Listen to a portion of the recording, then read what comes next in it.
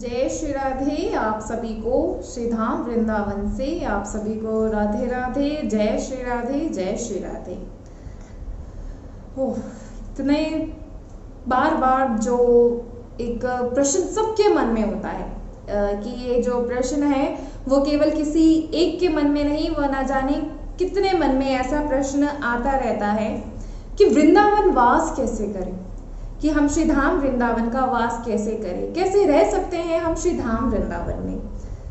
तो श्री धाम वृंदावन का अगर वास करना चाहते हैं तो सबसे पहले अपनी इंद्रियां इनको नियंत्रित करना पड़ता है और तभी जाके श्री धाम वृंदावन का वास हो पाता है। क्योंकि आप अगर धाम में रहना चाहते हैं तो आपकी जो ये इंद्रियां हैं, आपके जो ये मन है, कहते इनको नियंत्रित कीजिए। जब आप इन्हें नियंत्रित कर लेंगे तो यकीन मानिए तब आप श्री धाम वृंदावन में वास कर पाएंगे।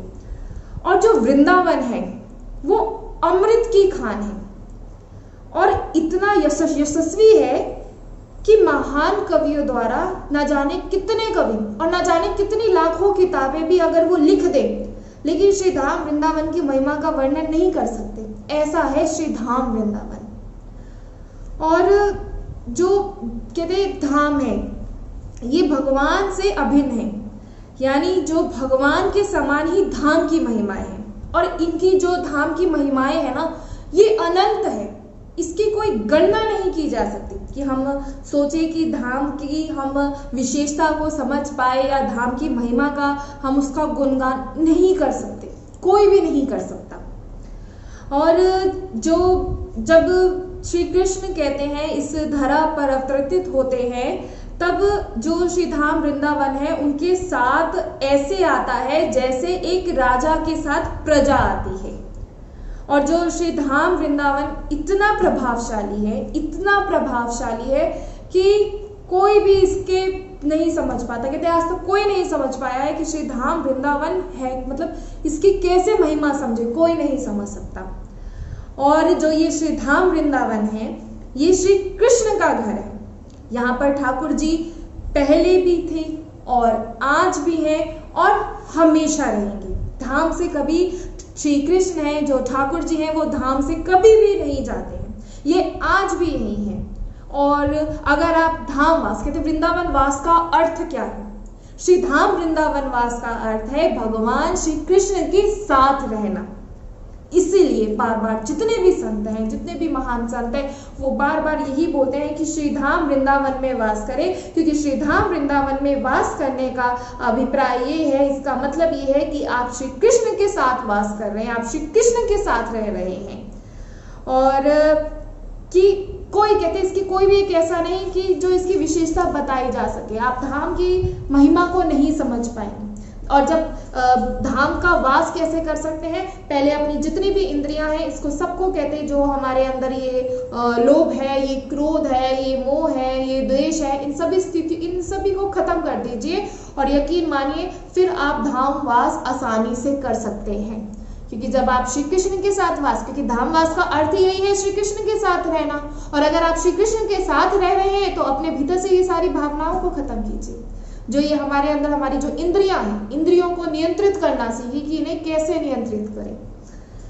और जो कहते यहाँ क्योंकि तीर्थ स्थल है और महान संत जन है वो यहाँ निवास करते हैं और यहाँ रहकर श्री कृष्ण को प्राप्त करना सरल हो जाता है। आप धाम में आते हैं और जब यहाँ दर्शन करते हैं तो ऐसा होता है, कहते जब हम यहाँ रहते हैं तो ऐसा होता है कि हर समय ऐसा लगता है और कई बार ऐसी लीलाएं होती हैं कि लगता है कि हाँ ठाकुर जी हमारे साथ हैं, और ऐसा होता भी है। लेकिन जब तक अपने अंदर से अपनी इंद्रियों को नियंत्रित नहीं करोगे तब तक इन्हें नहीं समझ पाओगे। और जो श्री कृष्ण कहते हैं कि अगर जहाँ उनके भक्त उनकी दिव्य लीलाओं का यशोगान करते हैं वे वहीं निवास करते हैं जहाँ उनकी लीलाओं का हम अगर ये चर्चा कर रहे हैं, हम चर्चा भी कर रहे हैं श्री कृष्ण की, कहते हैं अगर हम ये चर्चा भी होती है और जहाँ उनकी लीलाओं का गुणगान किया जाता है, जो श्री कृष्ण है तो कहते हैं वो वही निवास, कहते वही निवास करते हैं। वो जिस स्थान पर व्यक्ति तुरंत भगवान से संपर्क कर सकता है उसे धाम कहते हैं। यानी धाम की महिमा समझिए, आप यहाँ रहकर कहते डायरेक्ट, कह लीजिए डायरेक्ट आप ठाकुर जी से बात कर सकते हैं, श्री कृष्ण को पा सकते हैं। ये है धाम की महिमा। और धाम की महिमा अगर हम अपने शब्दों में कभी भी गुनगाना, अगर हमारा एक जीवन क्या न जाने कितने जीवन भी बीत जाए, लेकिन हम धाम की महिमा को नहीं, धाम की महिमा को हम नहीं, उसका गुनगान हम नहीं कर सकते। और हम क्या, कोई भी नहीं। और जो कहते, जो ये वृंदावन कहते बहुत सारे कहते, जो सब वृंदावन है ना वो सबसे बड़ा है, सबसे मतलब सबसे सर्वश्रेष्ठ, जितने भी धाम है उन सब में से जो श्री धाम वृंदावन है वो सबसे बड़ा है। क्यों? क्योंकि यहाँ पर आज भी जो श्री कृष्ण है वो वास करते हैं, और जो भी उनकी लीलाओं का और उनकी ये कथाओं का जो उनका यशो गायन करते हैं, तो श्री कृष्ण कहते वहीं वो विराजमान हो जाते हैं। इसीलिए बार बार कहा जाता है कि अगर धाम की महिमा समझना चाहते हैं तो संतों का, रसिक जनों का संग करें, तभी आपको धाम की महिमा समझ में आएगी, अन्यथा नहीं। और पूछा जाता है कि आप, कई बार हमसे पूछा जाता है कि हम किस संप्रदाय से। देखिए आपको एक बात बता दें, संप्रदाय, आप ठीक है संप्रदाय होता है, लेकिन सब संप्रदाय का कहते क्या लक्ष्य क्या है? जितने भी संप्रदाय हैं वो सब क्या करते हैं, वो श्री कृष्ण की भक्ति तो कर रहे हैं ना, श्री कृष्ण को पाना चाहते हैं ना, तो इसीलिए सब समान है, कोई छोटा बड़ा नहीं है, सब संप्रदाय एक समान है, क्योंकि सबका एक ही लक्ष्य है, और वो है कि श्री कृष्ण को पाना। कोई सखा भाव में पाता है, कोई गोपी भाव में, तो कोई सहचरी भाव में, तो सभी कहते हर भाव में आप श्री कृष्ण को पा सकते हैं, इसलिए कोई नहीं। और आप किसी भी कहीं से भी दीक्षित है, लेकिन अगर आपको सामने कोई दूसरी संप्रदाय का आपको मिलता है तो यकीन मानिए आपको उसे दंडवत प्रणाम करना चाहिए। क्यों करना चाहिए? क्योंकि जिनकी आप उपासना कर रहे हैं, जिन्हें पाने के लिए आप भक्ति कर रहे हैं, वो भी तो वही कर रहे हैं, वो भी तो समान कर रहे हैं, कुछ कोई अलग कार्य तो नहीं ना। इसलिए कभी भी अपना हमें ये नहीं सोचना चाहिए कि ये हमारी संप्रदाय का नहीं है, ये उस संप्रदाय का है। कभी भी ऐसा भाव अपने भीतर नहीं लेकर आना चाहिए, किसी को भी नहीं। क्योंकि हम बार बार बोल रहे हैं कि धाम वास करना चाहते हैं, श्री कृष्ण को पाना चाहते हैं, तो अपनी इंद्रियों को नियंत्रित कीजिए। तो इंद्रियों में ये द्वेष की स्थिति भी आती है, इस द्वेष की स्थिति को भी खत्म कीजिए, इस द्वेष की स्थिति को अपने भीतर मत लेकर आइए। और जब तक आप इसको नहीं निकालेंगे अपने भीतर से, यकीन मानिए तब तक आप श्री कृष्ण को नहीं पा पाएंगे। क्योंकि श्री कृष्ण कैसे कहते, जैसे एक अबोध बालक होता है, जिसे किसी बात का ज्ञान नहीं होता ना, वो कुछ नहीं जानता, वो केवल एक बात जानता है कि मुझे बस श्री कृष्ण का नाम जप करना है, मुझे सिर्फ भक्ति करना आता है और कुछ नहीं। तो यकीन मानिए जो ठाकुर जी है ना, तो उन्हें अपने गले से लगा लेते हैं, यकीन मानिए। लेकिन उसके लिए आपको छल कपट नहीं होना चाहिए, छल कपट मत कीजिए। भक्ति को कहते, भक्ति को ना कोई आजकल भक्ति को मतलब भक्ति को कोई दूसरे तरीके में मत लेकर जाइए, भक्ति को भक्ति ही रहने दीजिए। जो भक्ति है ना उसको कहते कभी बूढ़ा नहीं होने देना चाहिए। ऐसी भक्ति करो कि भक्ति हमेशा कहते, हमने जो भगवत का आपको सुनाया था, तो जब नारद जी से भक्ति मिलती है तो वो कहती है मैं बूढ़ी हो चुकी हूँ, लेकिन मैं जब से धाम में आई हूँ तब से मुझे अपने आप को बहुत ही, यानी अब मुझे लगता है कि हाँ जो मेरी उम्र है वो दोबारा से लौट आई है, इसीलिए कहती हैं। और कभी किसी संप्रदाय से आपको ये नहीं सोचना चाहिए कि ये इस संप्रदाय का है, ये इस संप्रदाय का नहीं। सब देखिए श्री कृष्ण के भक्त हैं, सब उन्हें पाना चाह रहे हैं, और हर किसी को आपको प्रणाम करना चाहिए। क्यों? क्योंकि वो किसी भी संप्रदाय का हो, जिस प्रकार आप श्री कृष्ण और श्री जी को, राधा रानी जी को पाना चाहते हैं, उसी प्रकार वो भी कर रहे हैं, और किसी के लिए भी कोई भी द्वेष नहीं। कहते हम मानते हैं कि जो भगवान है वो सब जगह है, हम सब में कहते हैं कि भगवान है, तो कहते हैं क्या मानने से ये बात हो जाती है, पूरी हो जाती है कि हाँ हमने तो मान लिया कि भगवान हर जगह है, लेकिन उसे पहचानिए, उसे जानिए। जब तक जानेंगे नहीं तब तक मानने का कोई फायदा नहीं। इसलिए अगर माना है तो इसे जानिए, मानने से जानने तक पहुंचिए, और जिस दिन मानने से जानने तक पहुंच जाएंगे ना, यकीन मानिए उस दिन आप इन सभी अपनी इंद्रियों को नियंत्रित कर लेंगे, और आप में किसी के लिए भी, आपके मन में किसी के लिए भी कोई भी द्वेष की स्थिति नहीं रहेगी। इसलिए इस बात को समझिए। और आज हमने आजकल हमने देखा है कि हम कहते ऐसे हम कहते हैं कि हम कसम खा लेते हैं, हम प्रण ले लेते हैं कि आज के बाद हम ऐसा कुछ नहीं करेंगे, कि आज के बाद तुम्हारा मुंह नहीं देखेंगे, आज के बाद ये नहीं करेंगे, आज के बाद वो नहीं करेंगे। तो ऐसा हमने कई देखे हैं कि जो ऐसे कहते जो प्रण ले लेते हैं, तो क्या ये प्रण ले लेना सही है? अगर हम प्रण ले लेते हैं तो क्या ये प्रण ले लेना सही है? तो हम तो बस आपको यही समझाना चाहेंगे, जो ऐसे प्रण लेते हैं ना कि मैं सौगंध खाता हूँ कि मैं ये नहीं देखूंगा, मैं उसे जो बहुत ही क्रोध में आवेश में आके जो ये प्रण ले लेते हैं, तो यकीन मानिए अगर प्रण लेना है ना तो केवल इस बात का प्रण लीजिए कि मैं श्री कृष्ण का भक्त हूँ और इनके अलावा और इनसे मैं प्रेम करता हूँ, और जिस प्रकार इन्होंने मुझे समझाया है, जिस प्रकार इन्होंने मुझे चलना सिखाया है, मैं उसी प्रकार चलूंगा। कहते प्रण ऐसे लेने चाहिए। हम प्रण ले लेते हैं और उसे तोड़ भी देते हैं। ऐसा ही आपको एक दृष्टांत समझाएंगे 56 भोगी का, कि 56 भोगी की ऐसे जो प्रण ले लेते हैं, तो इसको हम दृष्टांत के माध्यम से हम आपको जरूर कुछ कथा या कोई दृष्टांत समझाते हैं, जिससे क्या होता है जो समझना होता है ना वो बहुत ही आसान हो जाता है। और तो हम आप जो ये प्रण ले लेते हैं उनको हम मतलब समझाना चाहेंगे, ऐसे प्रण मत कीजिए, क्योंकि जो ये प्रण जो लेते हैं ना, जब क्योंकि भगवान भी देखते हैं कि देखिए कैसे प्रण लेते हैं, आइए इनका प्रण हम उतारते हैं। तो इसलिए ये प्रण मत लीजिए, हम कोई नहीं है प्रण लेने वाले, हम बस एक प्रण ले सकते हैं और वो है भक्ति का। बस जीवन में एक ही लक्ष्य रखिए, एक ही प्रण लीजिए, एक ही सौगंध खाइए कि भक्ति करेंगे, बस भजन करेंगे बस। और जो ऐसे प्रण ले लेते हैं ना, यकीन मानिए वो बहुत सुखी रहते हैं। आप सोचते हैं कि जो ये भजन है ये कुछ सब कुछ देता है, सब कुछ मिलता है, लेकिन बस क्या है, सब्र रखना बहुत जरूरी है। जो सब्र रखता है, जो भजन नियम से करता है, यकीन मानिए उसे सब कुछ मिल जाता है। और हमारे लिए तो सब कुछ हमारे प्रभु हैं, और क्या। तो ऐसा ही एक दृष्टांत है 56 भोगी का। एक महात्मा ने पन किया, देखिए महात्मा ने पन किया था कि जो 56 भोग बना करके निमंत्रण करेगा उसी के घर जाकर पावेंगे। कि अगर वो जिस गांव में रहते थे कि अगर कोई 56 भोग बनाएगा तभी वहां उसके यहाँ जाके पाएंगे, अन्यथा भूखे भले रह जाएंगे। जब तक 56 भोग नहीं मिलेगा तब तक वो नहीं पाएंगे। नगर के लोग विचार में पड़ गए कि सबके घर 56 भोग की व्यवस्था भी मुश्किल है और नहीं करते हैं तो साधु भूखा रहता है। अब नगर के जितने भी लोग होते हैं वो सब सोचते हैं कि अगर हमने 56 भोग नहीं पवाया तो, क्योंकि सबके घर में व्यवस्था नहीं होती 56 भोग की, और अगर इस साधु को नहीं भोग पवाया तो ये साधु भूखा रह जाता है। क्योंकि हम अगर श्री कृष्ण को कहते हैं अगर आप पाना चाहते हैं तो उसमें साधु सेवा सबसे अच्छा माना जाता है कि अगर आप साधु सेवा करते हैं तो जो ठाकुर जी हैं वो प्रसन्न हो जाते हैं। अब गृहस्थ आश्रम का धर्म नहीं रहता, क्या किया जाए? अब ये सब सोचते हैं कि अब करे तो करे क्या। एक तार्किक ने कहा पहले तो मैं बाबा के पन की परीक्षा लूंगा, कि जो ये बाबा ने पन लिया है, जो ये प्रण लिया, तो मैं इनकी परीक्षा तो लूं कि इनका कैसा है, तब देखो पन सच्चा है कि कच्चा, वो देखता है, फिर व्यवस्था बाद में की जाएगी, ये ऐसा वो कहता है। सबका समर्थन पाकर उसने प्रातःकाल साधु को अपने घर निमंत्रण किया। अब सबसे उसने बात करके उसने क्या किया, सब समर्थन कर देते हैं, ठीक है तुम देखो, और जब सब समर्थन कर देते हैं तब वो साधु को सुबह अपने घर में भोजन का निमंत्रण देता है। संत ने अपने 56 भोग की चेतावनी दी, और संत जैसे ही वहां जाकर बैठते हैं तो कह देते हैं कि तुम्हें याद है ना कि हम 56 भोग पाएंगे, संत उनसे कह देते हैं। तो उससे 58 भोग बनवाने की हामी भरी।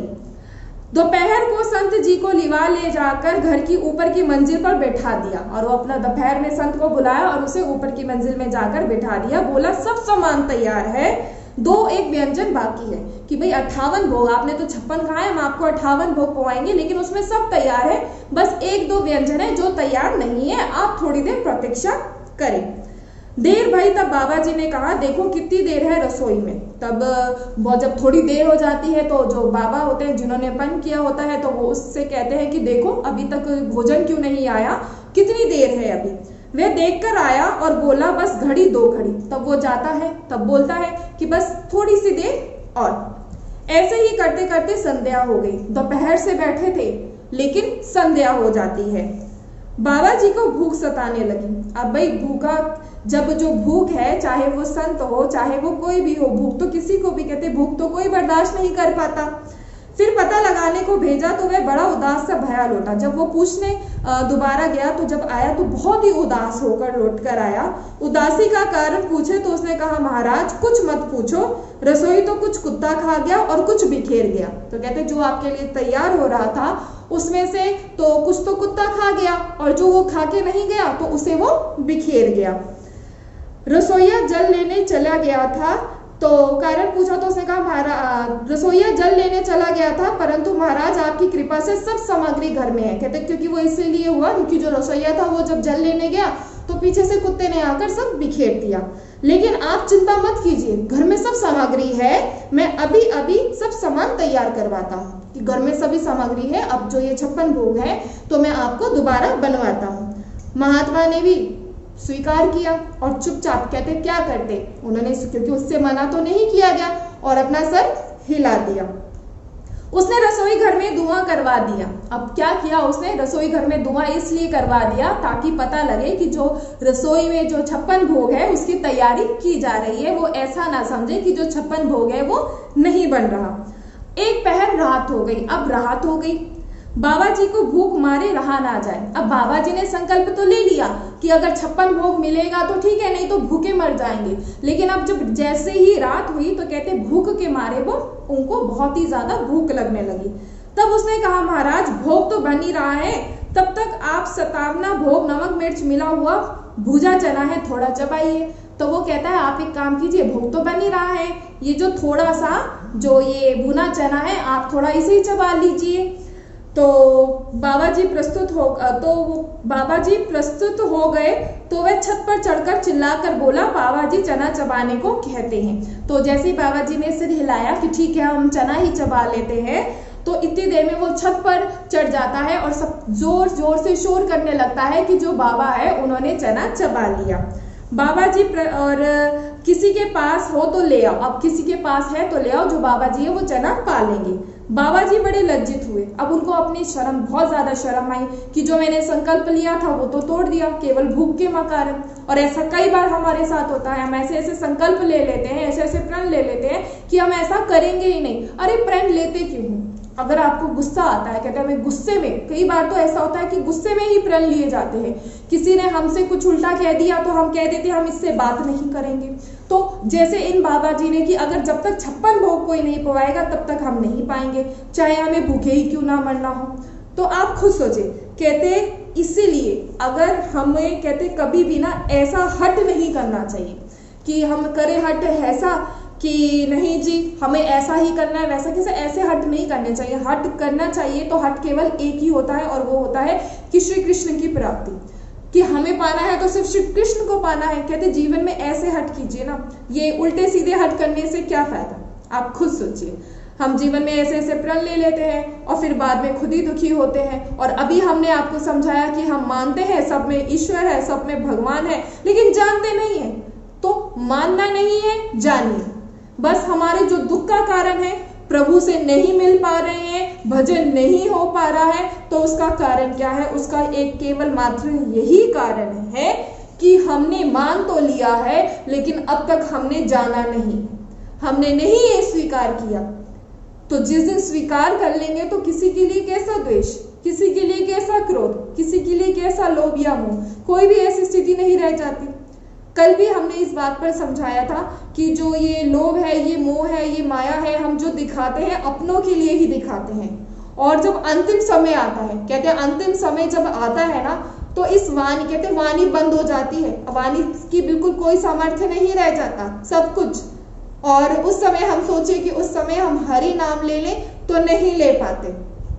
इसीलिए अभी से प्रयास कीजिए, प्रयास कीजिए श्री हरि के नाम का उच्चारण करने का, श्री हरि का नाम जप करने का। यकीन मानिए जब आप इतना करेंगे ना तो आपको जीवन में किसी भी चीज की अभिलाषाएं नहीं रहेंगी। और जीवन में अभिलाषाएं कभी खत्म नहीं होती। आप कहते हैं कि क्या हम अपने जीवन में कोई भी अभिलाषा ना रखें? देखिए अभिलाषाएं रखना कोई गलत नहीं है, हम इसे गलत नहीं कहते हैं, लेकिन आप कर्म तो कीजिए।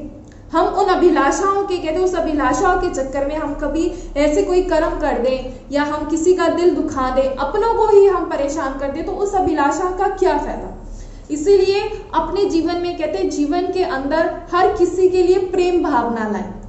ये आसान कार्य नहीं है, आसान कार्य नहीं है, क्योंकि हम इसमें फंस चुके हैं। आज तक हम जब तक हम यही देखते आए हैं, जब तक हमने कहते हैं होश संभाला है, तो कोई ना कोई ऐसा जरूर रहता है जिसके लिए हमारे भीतर द्वेष रहता है, और ये हमारे लिए हम देखते आए हैं। ऐसा ना जाने कितने समय से हम ऐसा ही देखते आए हैं, क्योंकि हर किसी में ये भावना होती है।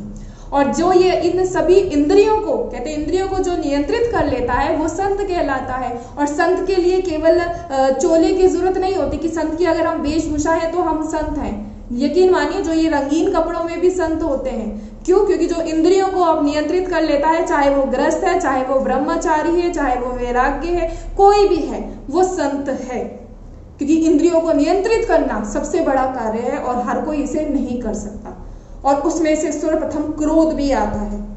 क्रोध, हम सोचे कि बदल जाएगा, कि समय के अनुसार हम सोचते हैं कि भजन, देखिए भजन बहुत बदलता है, लेकिन भजन हमारे व्यवहार को नहीं बदल पाएगा। अपने व्यवहार को परिवर्तन कीजिए। अब चाकू है, चाकू चाहे सोने का हो जाए, चाकू चाहे सोने का हो जाए, लेकिन वो कार्य किस काम करेगा? वो कार्य तो काटने का ही करेगा। तलवार है, तलवार भी चाहे सोने की हो जाए तो वो कार्य क्या करेगी? काटने का ही तो करेगी। या वो अपना कार्य बदल देगी? नहीं बदल सकती ना। इसीलिए अगर आप भक्ति करते हैं, लेकिन सर्वप्रथम आपको अपना व्यवहार परिवर्तन करना है। अपने व्यवहार को परिवर्तन कीजिए। जब आप व्यवहार परिवर्तन कर पाएंगे तभी आप भजन कर पाएंगे, और भजन ही सामर्थ्य देता है, और भजन ही प्रभु से मिलाता है। कहते श्री कृष्ण तो बहुत ही, कहते बहुत, ये ना जाने, कहते आज कितने आप चमत्कार, अभी ये कोई चमत्कार, ये सच्चाई है, ये सच्चाई है, कोई झूठ नहीं है, ये सच्चाई है। और जो लीलाएं हैं ये नित्य होती हैं। और जो श्री जी हैं, कहते श्री जी तो बहुत दयालु है, बहुत, इतना आप उनसे इतना प्रेम करती हैं, वो बहुत प्रेम करती हैं। इसलिए ये दोनों ही बहुत ही दयालु हैं। इनसे प्रेम कीजिए, इनका भजन कीजिए, और हर किसी के लिए, कोई भी, किसी के लिए भी कोई भी द्वेष की भावना ना रखें। जिस दिन आप इन सभी बातों को समझ जाएंगे और अपने आप जो ये भजन है ये बनना शुरू हो जाएगा। और बार बार बोलते हैं कि माला जब आप करते हैं, हम ये नहीं कहते कि दिन में 11 माला कीजिए, दिन में 21 माला कीजिए, ऐसा नहीं होता। सबसे पहले अपने व्यवहार को परिवर्तन कीजिए, क्योंकि जब व्यवहार परिवर्तन हो पाएगा तभी ये भजन हो पाएगा।